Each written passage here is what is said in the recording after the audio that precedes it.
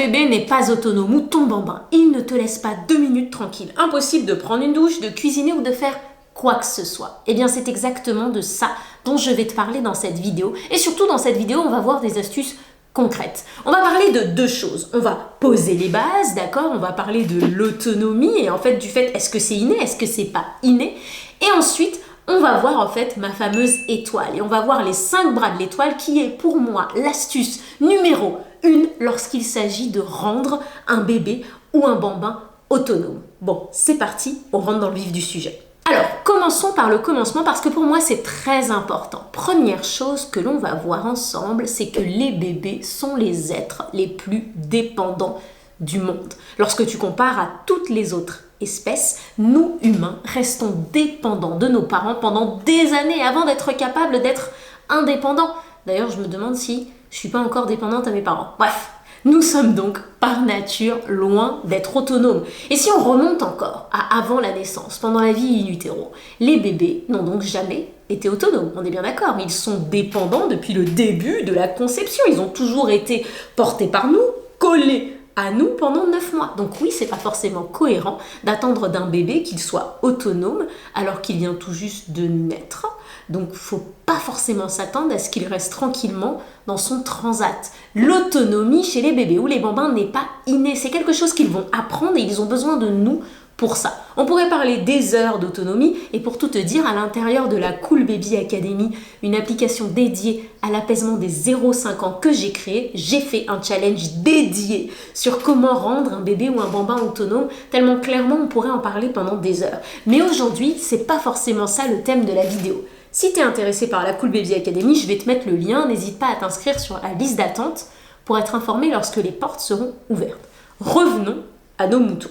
Donc, maintenant, ça y est, tu as la base. Tu sais que l'autonomie, c'est pas forcément inné. Donc, tu sais que tu vas devoir être là et l'aider à apprendre à être autonome. Maintenant, on va se concentrer sur les jouets et les activités. Quels sont les jouets et les activités que l'on peut proposer à nos bébés ou nos bambins, d'accord, pour s'assurer qu'ils puissent être autonomes.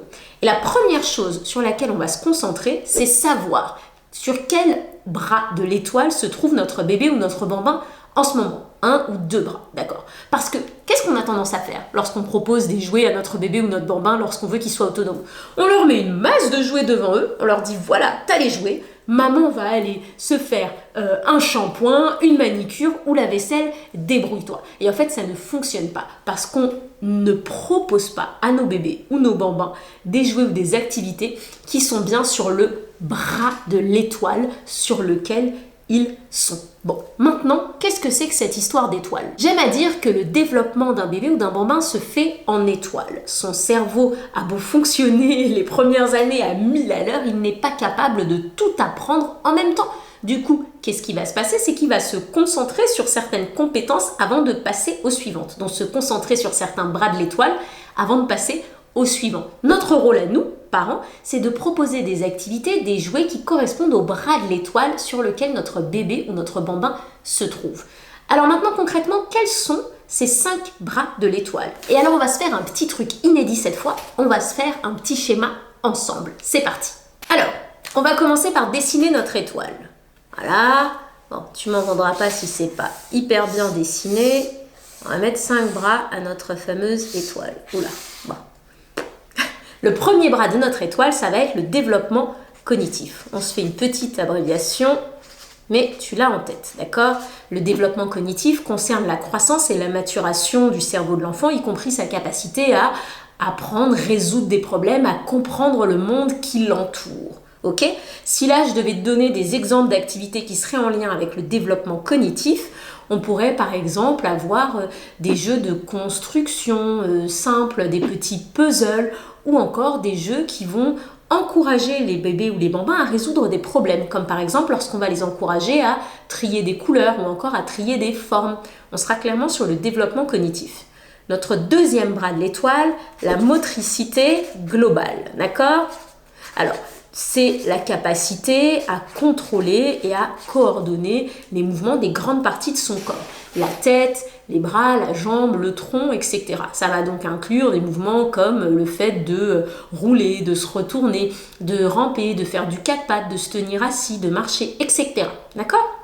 Un autre exemple d'activité qu'on pourrait proposer à un bébé ou un bambin qui est en plein développement moteur, dans la motricité globale, ça va être par exemple pour un petit bébé d'encourager les activités de retournement sur son tapis ou encore de lui faire des petits balancements. Tu sais, sur les fameuses ballons comme les ballons de yoga.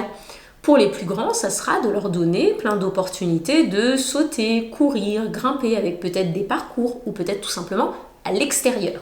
Notre troisième bras de l'étoile maintenant, c'est le développement social et émotionnel, d'accord ? On n'y pense pas souvent à ce bras-là, alors que vraiment, il y a beaucoup de bébés et de bambins qui vont s'arrêter sur ce bras.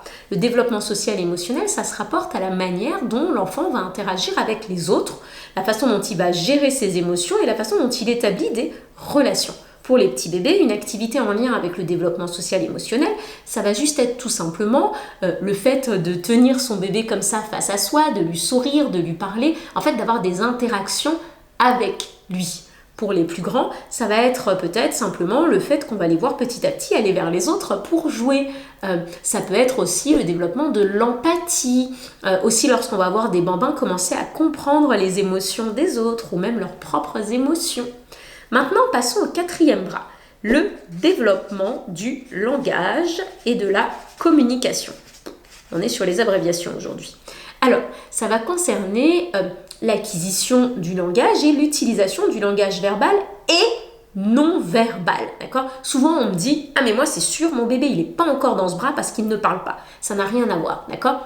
C'est vraiment la communication non verbale, toutes ces petites choses qu'un bébé va faire pour tenter de communiquer avec nous. Le simple fait qu'un bébé nous sourit, c'est une tentative de communication, d'accord ? Donc là, des activités, ça va être tout simplement le fait de parler, de chanter, d'interagir, de lire des livres. Le bébé signe va aussi rester là-dedans. Un bébé qui a fond sur le bébé signe, il est clairement ici. Pour les plus grands, ça va être leur apprendre un vocabulaire plus riche avec des imagiers ou encore le fait de leur apprendre une nouvelle langue. Et enfin, notre cinquième bras de l'étoile, la motricité fine. Alors là, ça concerne la coordination précise des mouvements des mains et des doigts pour venir manipuler des petits objets ou effectuer des toutes petites tâches. Pour les petits bébés, ça va être tout simplement le fait d'attraper un objet, un hochet, tu vois. Ensuite, pour les plus grands, ça va être ces petites boîtes, vous savez, de permanence de l'objet où on va venir mettre une boule dans un trou. Plus tard, ça va être aussi tout simplement le fait de tenir un crayon, de dessiner, d'accord, de découper avec des ciseaux. Le fait aussi d'empiler des petits blocs, de faire des caplas, les tout petits Lego. Ça va aussi beaucoup venir jouer sur la motricité fine, même si ça va aussi avec le développement cognitif. Alors maintenant, ça y est, tu vois, on a notre étoile, on a nos 5 bras, d'accord ? On a le développement cognitif, la motricité globale, développement social émotionnel, le développement de langage et communication, et la motricité fine. Maintenant, j'ai envie qu'on prenne un exemple concret. On va prendre l'exemple de Mathias. Mathias, il a 9 mois. Et Mathias, il est à fond dans le développement moteur, la motricité globale. Il a marché à 9 mois et en même temps, on voit qu'il a envie de communiquer, de parler. Il ne fait que ça, d'accord ? Communication non verbale, on voit qu'il fait plein de signes, il pointe du doigt et il essaye de dire ses premiers mots. D'accord ? Donc, pour l'étoile de Mathias, faisons son étoile. Donc là, clairement, il est ici, côté motricité globale, parce qu'on a dit qu'il a marché à 9 mois, qu'il est à fond dedans, d'accord ? Il ne tient pas en place. Ensuite, niveau langage, on a dit qu'il est à fond, il veut communiquer. Donc il va être tout au bout aussi de l'étoile. À côté de ça, notre petit Mathias, la motricité fine, c'est pas trop son truc. Il attrape les choses de manière très grossière, souvent il les renverse, il fait pas attention, donc niveau motricité fine, on va dire que c'est pas tout à fait ça, d'accord ? Ensuite, niveau développement social émotionnel, on voit qu'il n'est pas trop intéressé par le fait de jouer avec les autres, d'interagir. Pour le moment, il est lui tout seul et ça lui va très bien. Je précise, ça lui va très bien. On ne commence pas à se dire Mathias a un problème. Mathias n'a pas de problème.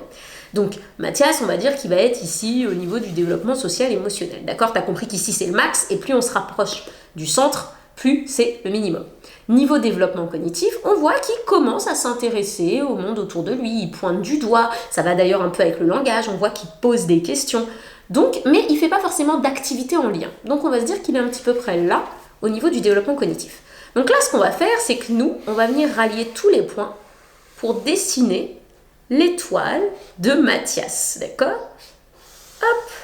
Et donc, on va voir que l'étoile de Mathias, mon Dieu, j'ai loupé un truc, mais bon, c'est pas grave, t'as compris. Elle a sa propre forme, d'accord? Chaque enfant va avoir son étoile avec sa propre forme. Et notre rôle à nous, ça va être de venir accompagner notre enfant en fonction de son étoile à lui.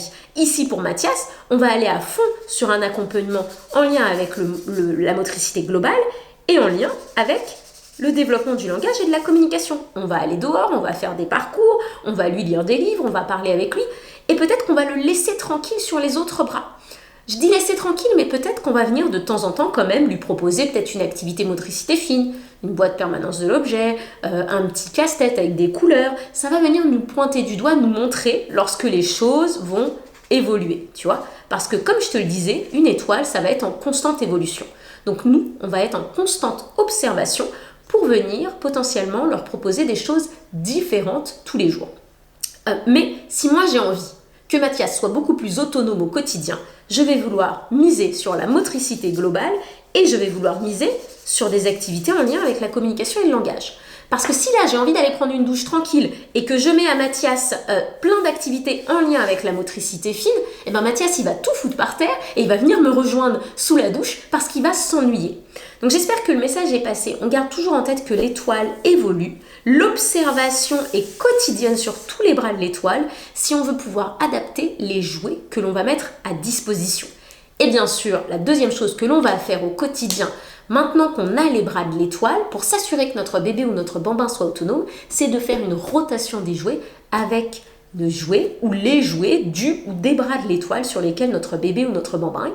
Et ça, c'est une autre vidéo dédiée à la rotation des jouets que j'ai faite. Je te laisse poursuivre sur la rotation des jouets si tu ne l'as pas encore vue pour que tu puisses être paré pour avoir un bébé ou un bambin autonome. Je te laisse ici et je te dis à très bientôt.